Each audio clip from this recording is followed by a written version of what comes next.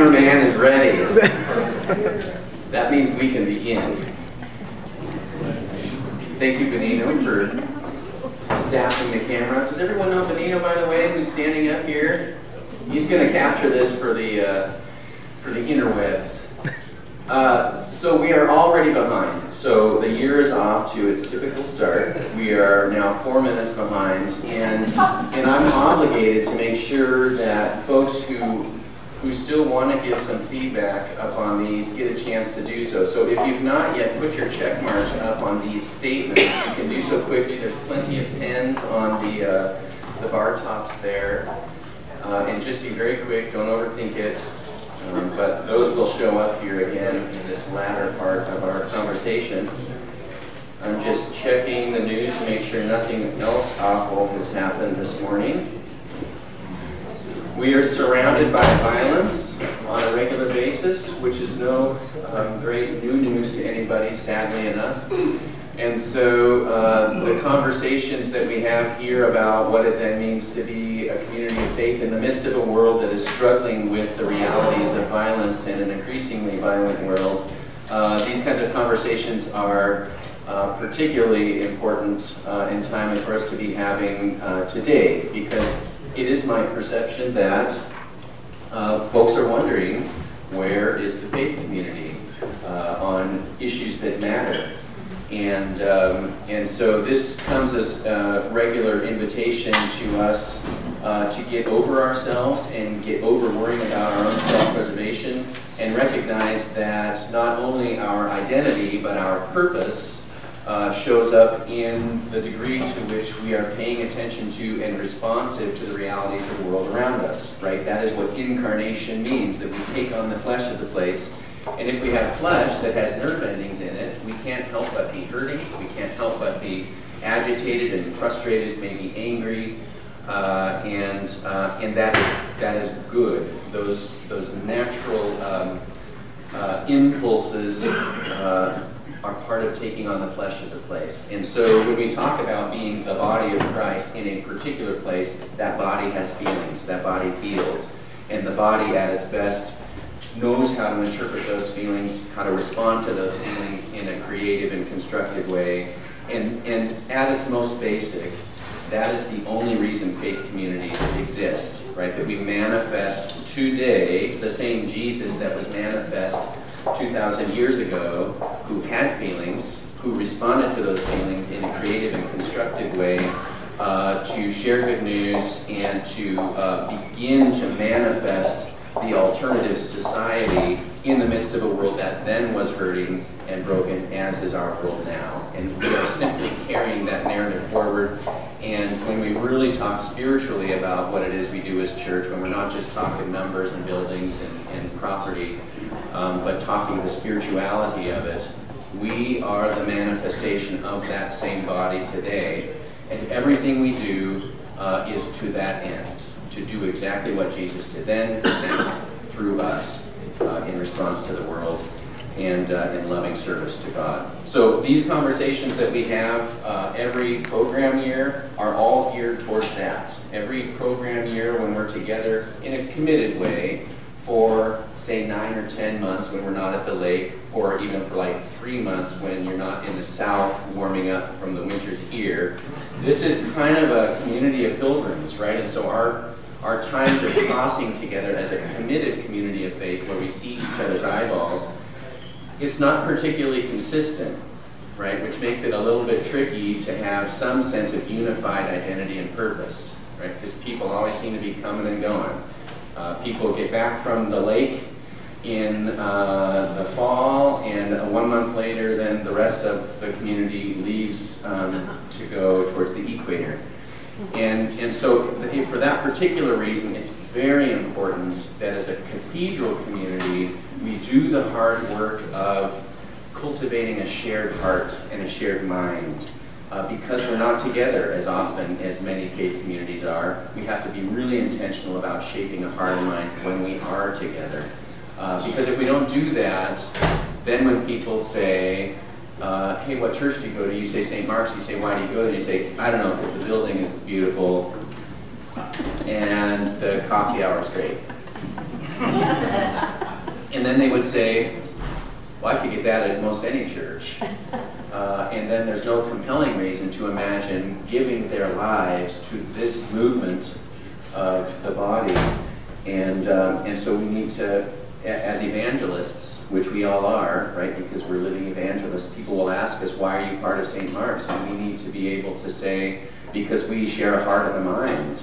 And our greatest purpose in the world is to serve out of our shared identity and our shared purpose, to be Jesus in the world today in a way that gives hope and promise and begins to manifest the fulfillment of the kingdom among us. And people might say to that, wow, how's your coffee hour? Right? So it all matters, right? But they'll show up because they say, wow, you're a person I respect, and it sounds like God's doing something with you and with your people, and I might want to be part of that. So to that end, I think a legitimate starting point for this morning's conversation is to take, I'm not going to belabor this, we're going to take 1 minute, and we're going to force you to have 30 seconds apiece. And in pairs, in quick dyads, with 30 seconds apiece, each person getting 30 seconds to answer the question, why is St. Mark's important to you? Why is St. Mark's important to you? Ready, set, go.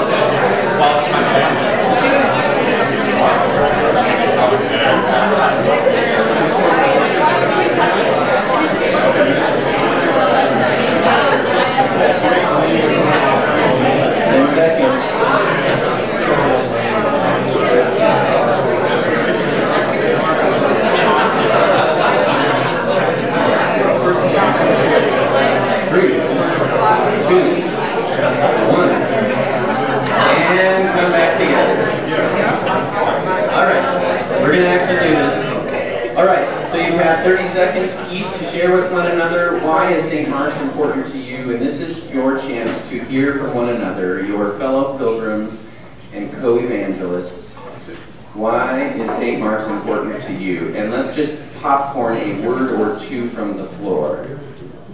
People. Acceptance. We serve. Acceptance.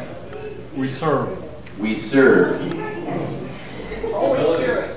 Holy Spirit. Stability. Stability. Community. Inclusiveness. Kids programs. Kids programs. Shared purpose.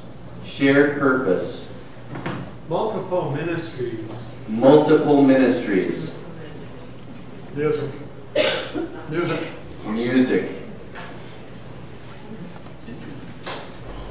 Others? Friends. Friends. Others? Great homilies. Great homilies.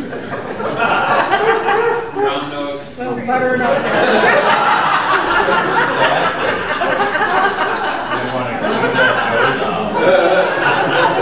Wow. The year has begun. You know, something that doesn't get named around here very often, and this is why I keep coming back, and I've been consistent from the beginning. When I first got here, I said I will be delighted to serve in any place where there continues to be joy as a front burner reality, because that's what I'm looking for. And this place exudes a tremendous amount of joy and good humor in the midst of all the hard work we do. So I would hold that up as well.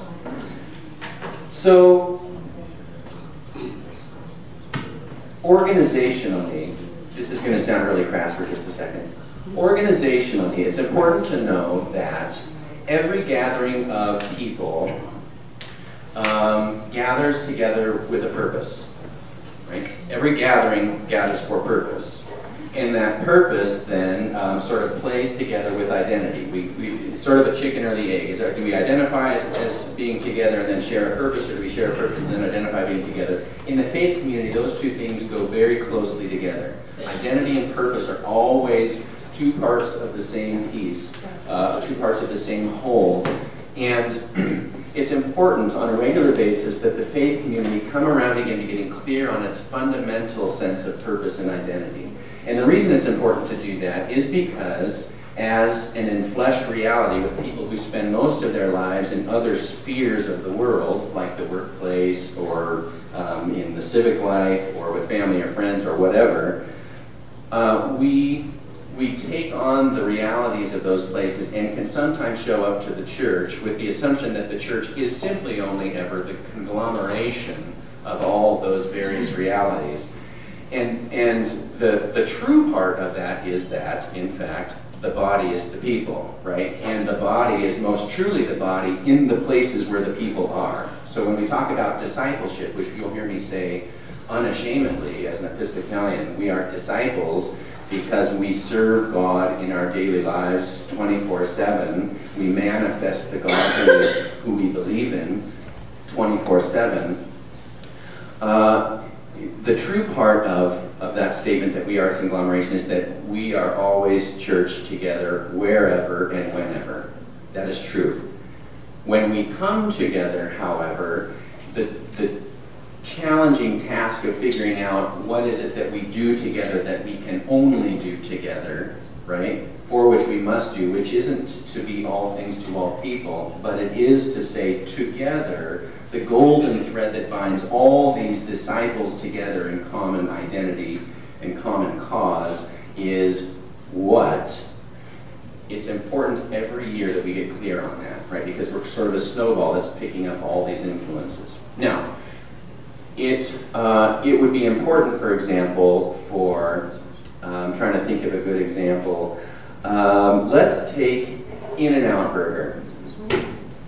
The difference between In-N-Out Burger and McDonald's are multiple, but the first biggest is that In-N-Out Burger, in their business model, was absolutely clear. Burgers in the name, they do burgers. In-N-Out means it's quick, it's efficient, right? It's easy to order, it's easy to produce, it's easy to get you on the road. In-N-Out Burger, absolute clarity, right? Identity, purpose. If you have ever been to an In-N-Out Burger, please go back and bring me some the next time you go. But you will note that the menu is absolutely simple. It is drool-proof. You show up there and you can't help but order something and have it be what you want when you leave, right? They're absolutely clear on their identity and their purpose. It's either a single, a double, a triple, it's either got cheese or this, and of course they've developed this subculture of off the menu. So they're working to manage that. McDonald's took all the off-menu stuff and threw it on the menu. All the wants and needs of everybody who showed up. I want chicken, I want grilled, not fried. And all of a sudden, the needs of the world around them, because their identity and purpose at the time was to be all things to all people, to be service-oriented, right? We do it kind of your way, although that was somebody else's line. But there's this tension. That was Burger King, right? There's this tension about, we're going to make it your way, right? Which means then that the identity and purpose isn't owned by the organization. It's actually owned and primarily influenced by everybody who shows up. And so then you can see them in the kitchen just scampering around, right? The menu doesn't make a bit of sense. I go to a McDonald's now once in a while, and I can't even figure out where just like a small soda is, because it's on a scrolling digital menu now, because the identity of the place takes more than a single page to say what it is. The same thing happens with faith communities, right? The absolute same thing happens with faith communities, that we always run into the tension about, yes, being the church is made up of all the people, and yet we have to do the hard work of saying, well, you may be this, and you may be this, and you may be this, and you might be passionate about this and this and this, and good for you. We will pray for you and support you and advocate for you in your daily ministry. But when we come together as a faith community, there's only some things that we can all do, and in fact must do together. And that takes hard work of discernment, right? It takes absolute dedication and discipline to be clear on point, message. Our identity is this, our purpose is this. A couple of years ago, I went to a program called the College for Congregational Development in the Diocese of Olympia.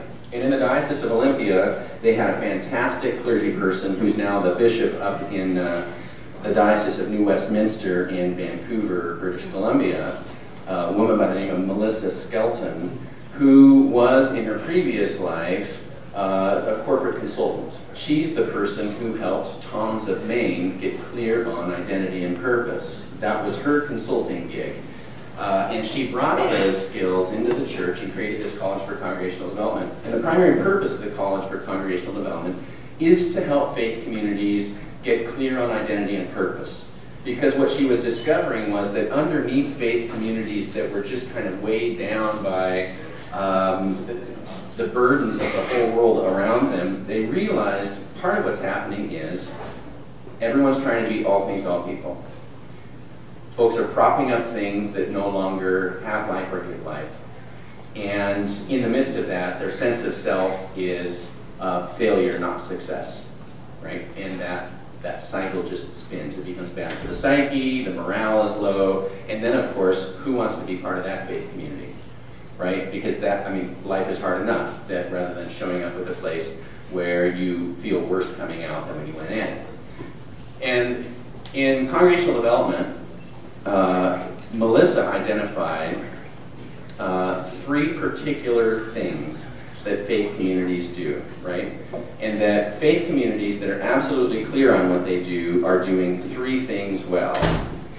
They gather well, they transform lives, and they send folks back out into the world, right? That's the framework within which every faith community assesses its life together on a daily basis and certainly on an annual basis when we do the post-mortem on the program year and we prepare for the launch the next fall, is to assess ourselves. How are we doing as gatherers? How are we doing as a community of people who are committed to the transformation of lives? And how are we doing as people who then send those transformed lives back out into the world to make a positive difference on God's behalf in the upbuilding of the kingdom, right? That's the framework that she gave us to assess how we do.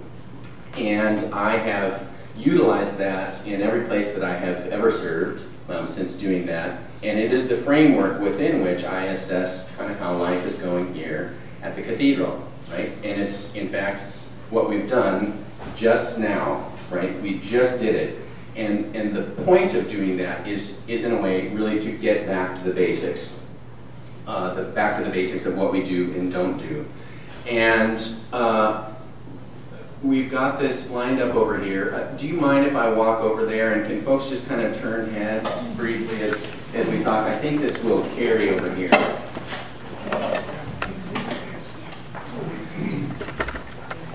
This will start to make some sense too in a little way. I know you can't see from the far end, and that's okay. I'll kind of speak out what I'm saying here. So we're beginning, this is fall of beginning of my 3rd year here at the cathedral already. And you will note that as we go through this, some things will start to sound familiar. Like maybe the first year, what we worked on was culture and climate, right? Culture and climate. And the reason that I think it's important to work on culture and climate the first year is because that's a conversation about gathering, right? What's the kind of place we want to create that gathers people? And that was the year, you'll recall, that we first laid out the community norms for, what did we call it? Does anyone remember what that thing was called? Where's Mary? My brain's in the other room.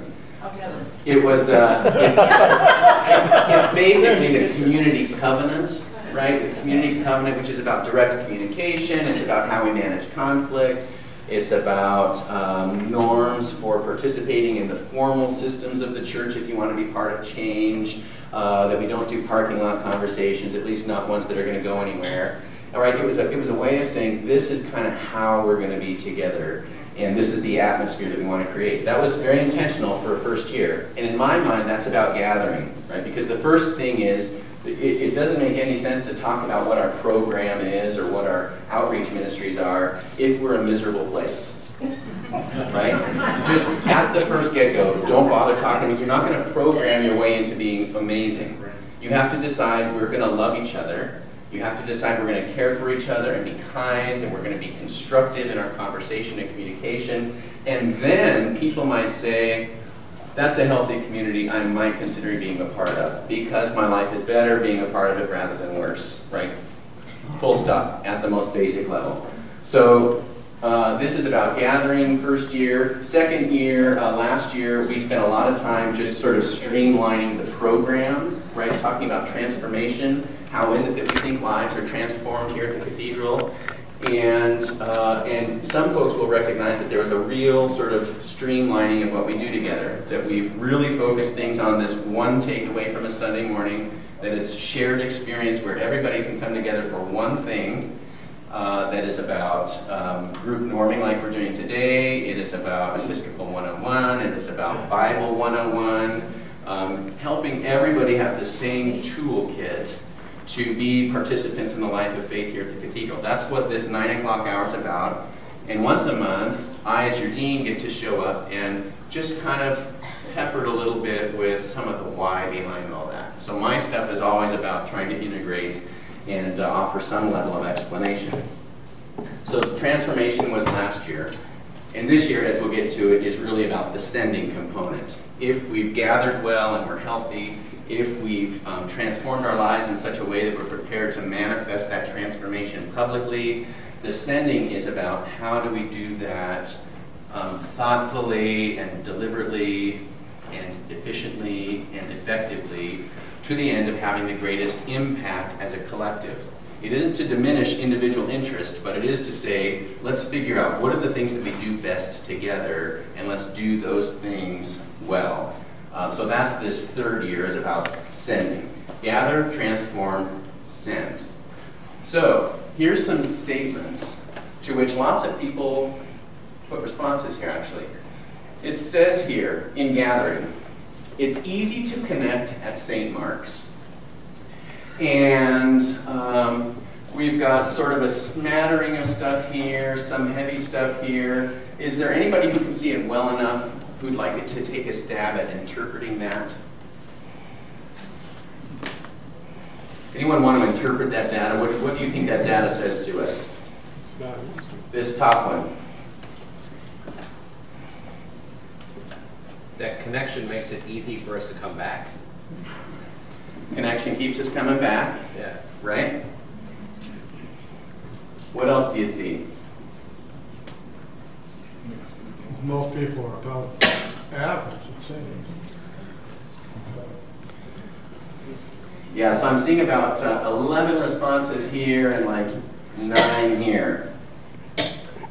So I'm seeing some ambivalence, actually, about how we do with connecting at St. Mark's. And maybe this is, I mean, I'm 2 years here, and maybe it's that Minnesota thing where once you're in, you are really in. But it may be that it's hard to get in. Yeah. Right? Maybe. Could be that. I was going to say, I've been here 20 years and when we first joined, I mean, you want to be part of the woodwork, you can. That's cool. You want to sit in the back and be part of the woodwork, that's fine. We'll leave you be until you're ready. Right. Well, then jump in the pond when you're ready. That's a fantastic point. And that's a cathedral culture. It is often the case that cathedrals, by virtue of because we're a pilgrim community, right? Cathedrals have always been kind of pilgrim communities. We tend to have this thing that says, show up on your own terms. We're not going to press you into connection or service, although we do here more than I'm used to, which is amazing. But we also tend to say, hey, do your own thing when you're ready to integrate. Great, fantastic. But we're going to kind of leave you alone. And this may be something about that. right? Hey, we're going to create some space for you, and the recipient of that space might feel like, it sounds like you're sending a message of disinterest in connecting me to your faith community. That's not a good or bad, there's no judgment there. It's just to pay attention to when we're assessing the faith community and how we do. It is easy to navigate St. Mark's. So having connected, it's easy to navigate St. Mark's. Anyone want to interpret that? Just quickly, a couple words. What do you see? Could be better. Could be better. Not really. Say again? Not really. Not really easy to navigate. What's the data? We can't see the data from here. Yeah. This line, and I would say from here, the vast majority are 4, 5, and 6, Okay. right? Which, as Episcopalians, anything this side of the middle line is generally a thumbs up. That's why we don't do a 5-point scale, because everyone would do 3. It's a 6-point scale because a 4 is really thumbs up, right? Because you had to make a choice there. So for the most part, I actually would read this as saying, once you're in, you can navigate. Now the question is, what do we mean by that? It might be a response to the signage that we did, where the campus you can actually literally get around physically. And some folks may have actually gone where I was intending to go in a way, which is, it's just like getting around emotionally and spiritually and physically can happen here. And the reason that that matters is that that's part of showing up and becoming a sort of a co-owner of the place, is you have to be able to get around. So that's one of the areas that we will assess regularly ongoing. More folks agreed than disagreed. It's obvious what it means to be a St. Markin. Again, I would say some ambivalence here. I would say it leans a little heavier towards the thumbs up than the thumbs down, but there are a few more marks on the middle of the road to thumbs down. It is obvious what it means to be a St. Markin. Last but not least, it's easy to get involved at St. Mark's. And again, it looks a lot like the folks who did the one above it just did the exact same thing down below it. Same number distribution for the most part. So mostly positive, but some room for improvement. Why does this matter? So within the gathering vocation of every faith community, there are 4 things that we pay attention to. And I apologize if this is TMI, too much information for anybody. Tune out if you want to. But essentially, when we gather, we invite people, we greet people, we orient them to our life together, and we incorporate them. That is 4 very deliberate movements in the life of what we do here. We've got program staff who drive that on a regular basis, but as evangelists and disciples, that is the work that we all share in, right? That we're all paying attention to who's showing up. Do they look disoriented? Am I slightly more oriented than they are, and can I offer something, right? In terms of pilgriming together. So imagine sort of the Via Dolorosa, where we're walking together and sharing each other's burdens and sharing out of our gifts to make this work together. So we invite, we greet, we orient, and we incorporate. And our new member ministry is a key part of that. If you are a person who's got passion for helping people connect, if you're a gatherer naturally, I would strongly encourage you to see Mary Lusk, who works with the Welcome Commission to oversee that work, all right? If you want to share in that vocation of the cathedral, see Mary. Where does the liturgy fit in that? We do, it's all over all of these things, yeah. And then just like sitting good to go. Okay, that's all the marketing stuff. If there isn't any meat, who cares? True. Well, you're the meat. Well, yeah, if I'm the meat, people are looking that's at you. what I'm What's it doing for your life? No, so she's right though. Does our liturgy help? Can people connect to our liturgy? Does it make a bit of sense? Do we help explain what it is we're doing together? When people are juggling and dropping books on the floor, is there somebody prepared sitting next to them to say, hey, you're fine, put the books down, just walk with us, you'll be okay? Do we have that culture in our worship together the integration piece, or the incorporation piece in our worship this year in particular, based on a letter I sent out a couple weeks ago, Keeps us here. you will note that, that one of the things we're trying to do is incorporate all sorts of accommodations we do to do that. So pay attention to that as a theme. We gather and worship as well. So transformation. Here's the statements. I am better connected to God because of St. Mark's. Overwhelmingly, thumbs up. Do people agree with that? I'm better connected to God because of our life here at St. Mark's. Couple of threes. I am more understanding and compassionate because of St. Mark's. We have scored ourselves very high here. That's good. There's nobody 3 or below. So we're an understanding and compassionate people. Is this so? Yes. Is there room for work there still? Oh, yeah. Fantastic. I am more clear about my gifts and my passions because of St. Mark's. Again, positive. Almost all 4s and 5s. Someone has indeed figured out how to make this a middle-of-the-road, no-response response. They've circled the bar between 3 and 4. And I am part of God's mission. Again, everybody 4 and up. This language matters because when we talk about transformation at the cathedral, the kind of metrics that we're using to measure transformation at the cathedral are not those kind of metrics that faith communities often utilize, which is simply the crass business stuff, not unimportant, but is definitely business metrics of numbers. Are there more people showing up? Are there more dollars for the budget? These sorts of things. Now, those are important metrics. The metrics that we're talking about for transformation are kind of answering, well, the so what? So what that you've got more people? So what that you've got more budget? And the so what is that we think at St. Mark's that the reason we get together is because we want to connect our lives to what God's up to in the world. So it's important that we measure in some way, whatever metric we use, and that's the kind of stuff we'll do with our Sunday morning programming, is to help people get more in tune with their sense of what God is up to in their lives. Our metric for transformation is that we're connected to God. It is that we are becoming people who are more understanding, who can read the news in such a way where we can do the hard work more often than not of putting ourselves in someone else's shoes, for example, of trying to understand the opposition, right? That we're a comprehensive people who tend not to isolate from the other. Right? That's about being understanding, and the compassionate piece is that we are willing to suffer then, right? Suffer with the other. That we understand our lives here to be about shaping ourselves in a way where we are people who not only believe that God's pulling the whole world together, right? Reconciling, but that we're participants in that reconciling. And we believe that it's work. And we practice that work here as a faith community so that we can do it out there as citizens.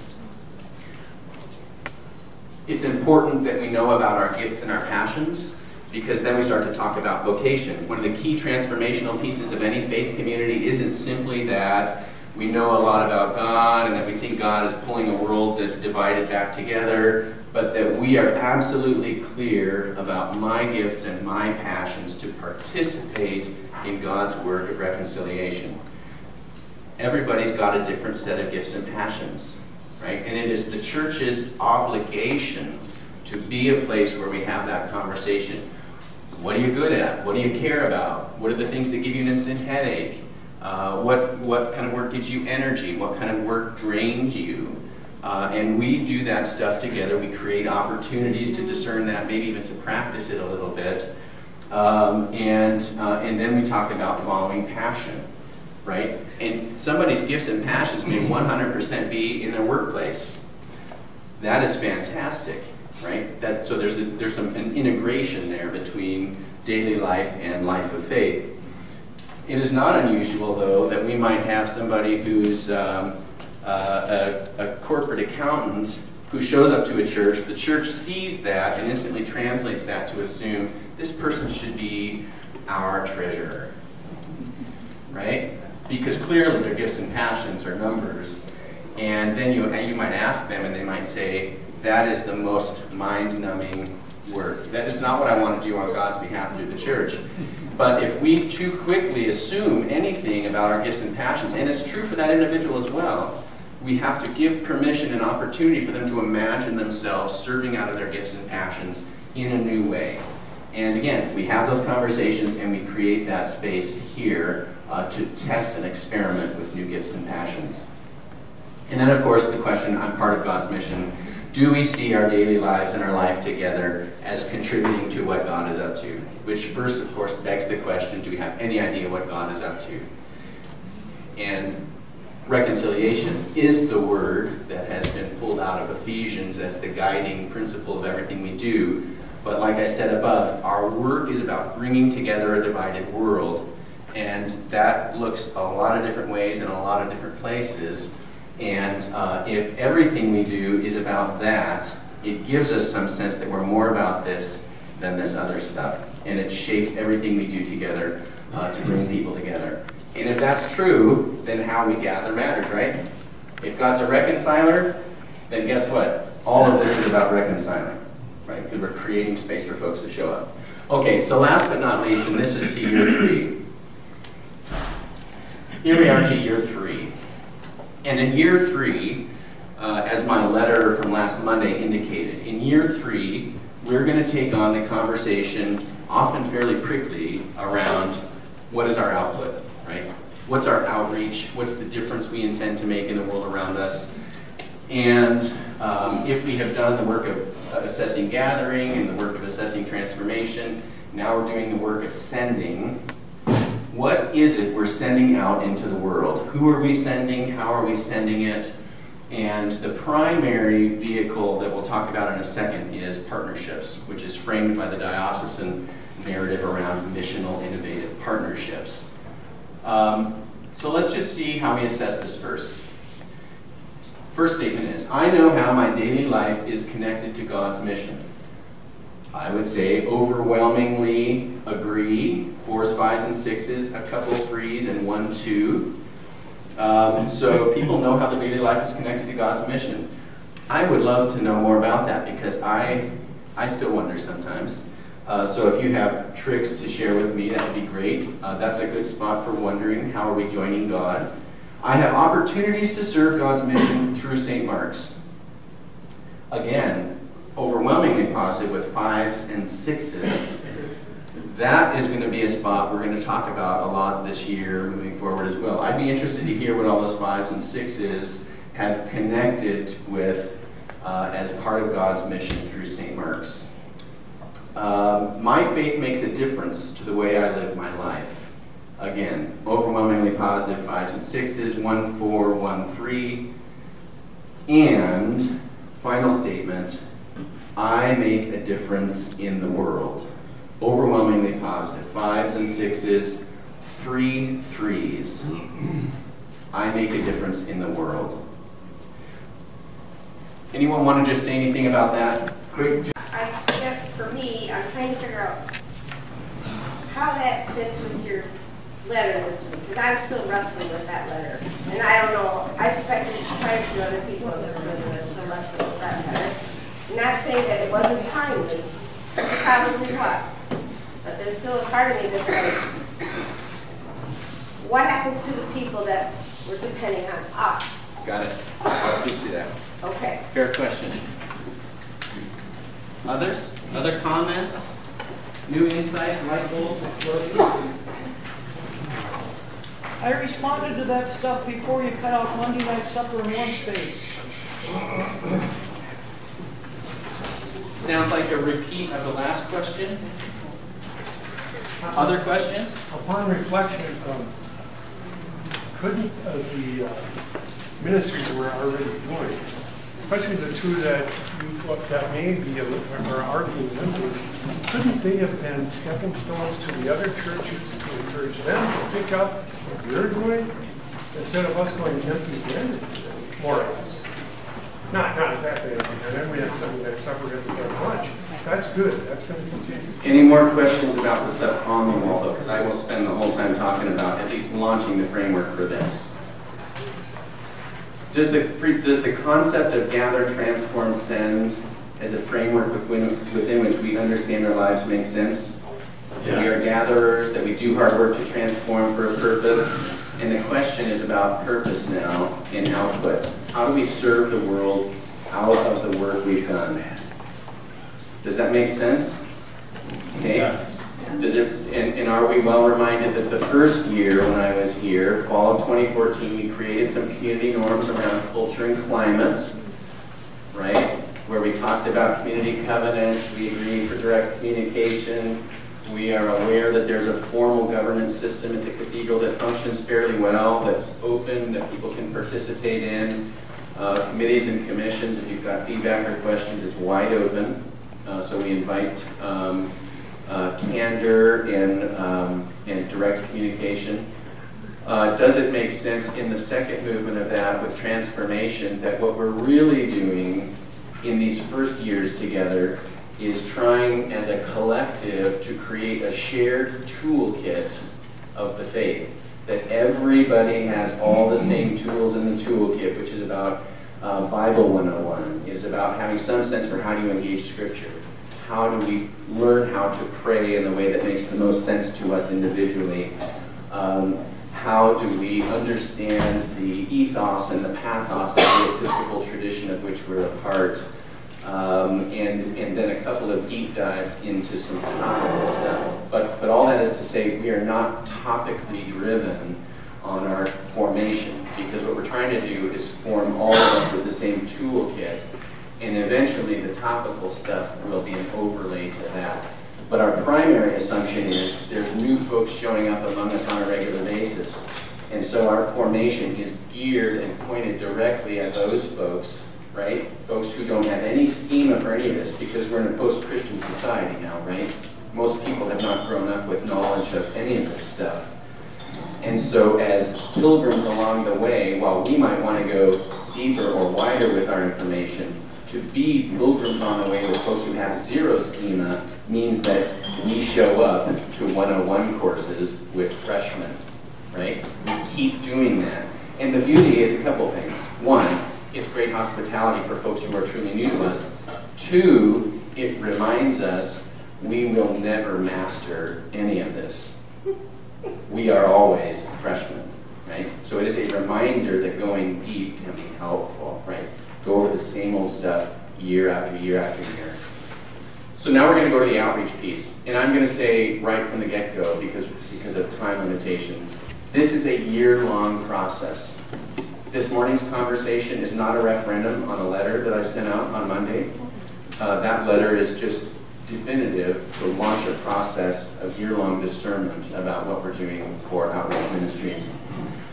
This conversation is about asking the proper questions to set the framework within which we will understand why we do the collective efforts that we do.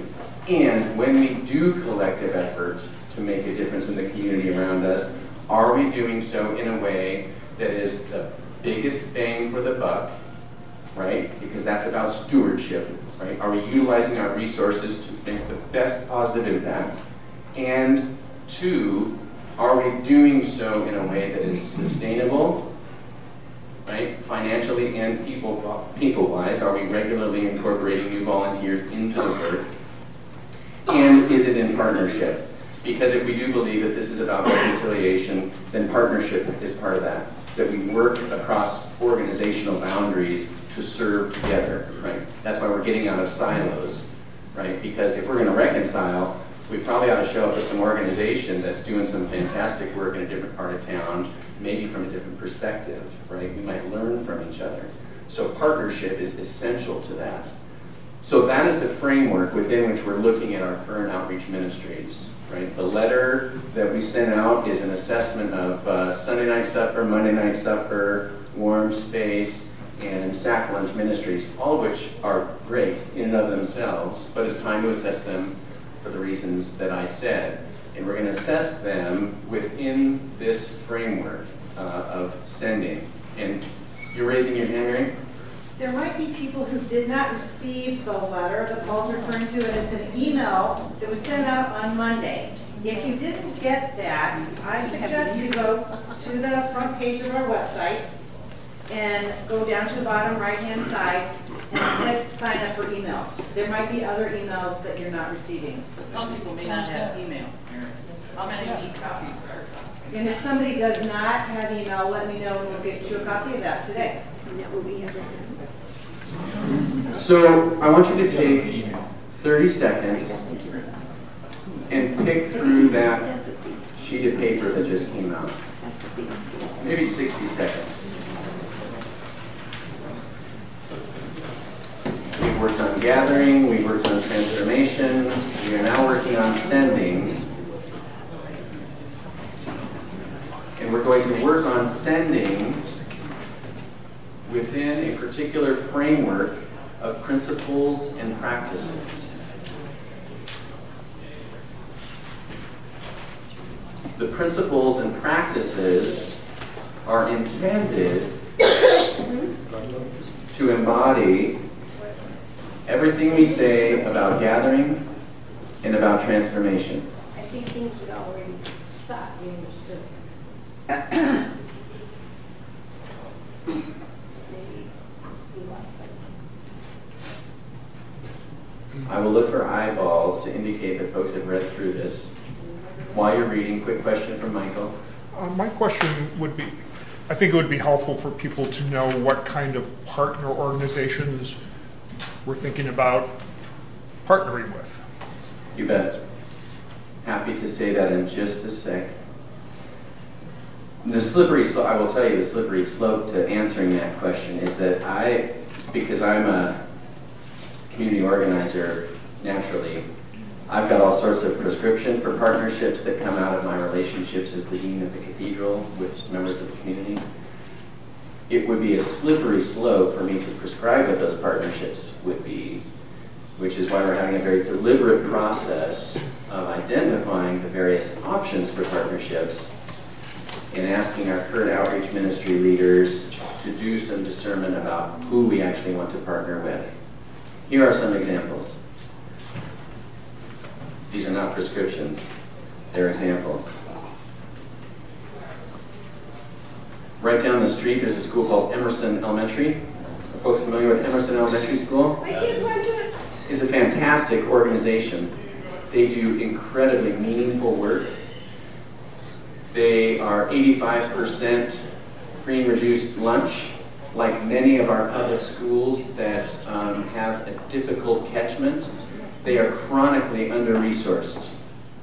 And because I'm a public school family myself, I am well aware that in the public schools, while everyone may well share a resource baseline, what differentiates schools one from another really is the capacity of the PTA to wrap around supports to that baseline resourcing.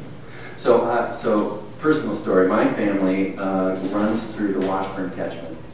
My 6th grader is at Field Middle School, which competes for market share with Burroughs, just to the west side of 35.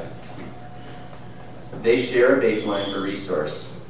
They are radically, they're different resourced so radically differently from one side of 35 to the other that the programs we hear about happening at Burroughs that aren't happening at Field are, I think, problematic. I went for beers with the co-presidents of the PTA at Emerson, and we had a conversation about their experience with their own kids who were at Emerson, and we talked about their vision for what they'd like to do with the kids attached to the mission statement of elementary school, and then we talked about the real concrete gap between vision and reality. And the primary gap between vision and reality is resource. That is to say, their primary funding resource are the families, the same families who are also 85% free and reduced. They do not have a huge fundraising capacity there. And so it may well be what Emerson would benefit from is a surrogate family, an extended family of aunts and uncles and grandmas and grandpas who care enough about what's happening with the kids at our neighborhood school, because we we share a life because we share a geography. That's how parishes work. What would it look like if we wrapped around them and walked alongside their PTA? Just listen to them about the initiatives they'd like their kids to be able to participate in that we might have some capacity to help them pull off.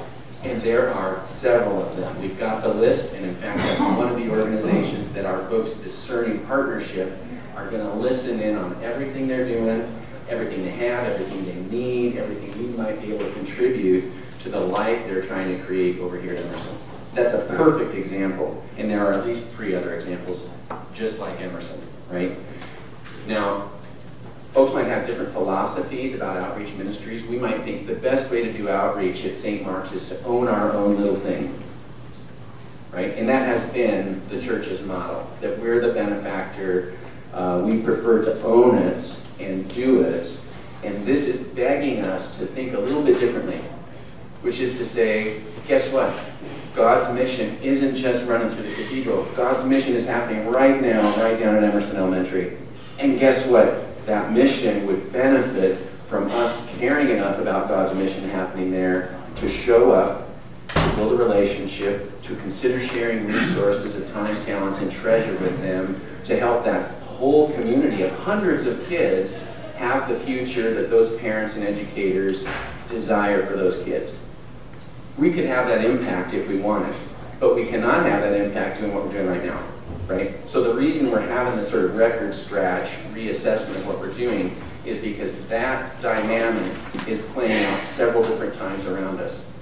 MCTC would love for us to quadruple our impact with the school over there. They're just begging for us to consider opening up some bandwidth to build a relationship with them, to listen to them about what they need for their students to be successful scholars and new young professionals in the community, and to agree to risk letting go of control of that, of the mission, and agreeing that mission is God's mission, right? And we've got the eyes and the ears to see God's mission happening there, and we've got the wherewithal to agree that as much as we've loved what we've been doing, God might be calling us to a new thing, to set something down and to pick up something new, and to pick it up in a big way, in a way that touches, how many, what's the student enrollment now? It's like 14,000 a year. It's one of the biggest community colleges I've ever heard of. And it's right across the park from us, right? And they are begging for us to get on board with their mission and consider being surrogate family with them. They're begging for it. What is MTC's? Sorry, MCTC is Minneapolis Community and Technical College, the gigantic place across the park. Now, the question may rightly come up, how are you assessing who to listen in on? And one of the primary insights of the missional church movement of the last at least 20 years now, the missional church movement is about paying attention to your place and paying attention to the people within your place. And I recognize this is particularly difficult for the cathedral because our place, because we're a regional catchment, our place is vast. So we're going to take the risk of functioning a little bit like a parish and saying that maybe there's a zip code, or maybe it has to do with walkability, and that our place and our care for every soul within that place has a specific geographic boundary. So the reason I'm listening to Emerson is because they are in our place. The reason I'm listening to MCTC is because they're in our place. The reason we're listening to the Northside Achievement Zone in the near north is because that is actually our place, though we're divided by an interstate, right, strategically so. That is our place, right? We are the church of that parish, not St. Andrew's on the far north side. That's our place. So we're listening. So this is about that. It is also about strategically asking the question, and this is where it goes with handing some of our current ministries to the professional organizations for whom it is their primary task, right? And up on here, it may not show up as our primary competency, right? Like, we don't make toothpaste here because Tom's of Maine makes toothpaste, right? We should make toothpaste because people need toothpaste. But we don't because Tom's of Maine does it. Likewise, we have to pay attention also to the things that we care about and that we've been doing, like feeding. We could feed here, but guess what? There are other ministries that feed in a way that feeds more efficiently, more effectively. They are staffed properly to ensure the kind of safety and security for the guests who show up and the volunteers. Those things, none of those things are true for a couple of our current ministries, right? And then somewhere, and we'll get into this over the year, our spiritual posture as servants of those in need matters.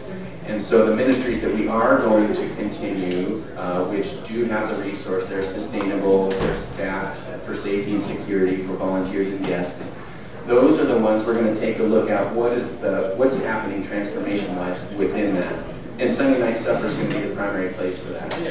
We're excited to work with the leadership of that to talk about changing the nature of the relationship between guest and host, between servant and served, and see if we can't mix that up and complicate it a little bit more so that it is in fact edifying and transformative at the same time. Those are the basic frameworks for everything that is assumed within the principles and practices for our outreach ministries, which is the sending. And that is the stuff that I'm going to have us work on this third year. Because we've already worked on gathering, we've already worked on transformation, and year 3 is about sending. And I want to say this work is not for the faint of heart. I've got colleagues already sending me notes of prayer coverage. Because this is dangerous work to touch the third rail of outreach ministries and every faith community. Because people put their whole hearts into the work that we've been doing. So it needs to be heard. This is not an assessment or evaluation of the work that has been done. But it is, in fact, a reassessment of what we can do and ought to do moving forward. And it's going to be hard. It's going to be emotional. And the goal is that it would be transformative for all of us, guests included, and the lives of those that we serve. That's what I'm inviting everybody into this next year. While we gather well, while we pray and study well, I'm inviting us into the possibility that we might serve well also. Does that seem like a decent invitation and something that you all at least are willing to undertake? Yes. Yes. Can we do it? Yes. Yes. Can we agree that it's going to be hard? Yes. Can we agree that in the midst of that hard work, we will still love one another and be gentle with one another? Yes. That we will communicate directly, Yes. right? Yes. Okay? That's what we're going to do this whole year. And there are particular leaders who are going to need lots of tenderness, lots of pats on the back, and lots of thanks for the work that has happened to date, and lots of thanks for their leadership in leading us into the future. So stay tuned for all of those folks, study them, seek them out, and be prepared to respond to what they're calling us to. Fair? Yes. Fair? Thank you all. This has been good, hopefully productive time, 60 minutes worth. I'll see some of you upstairs for worship.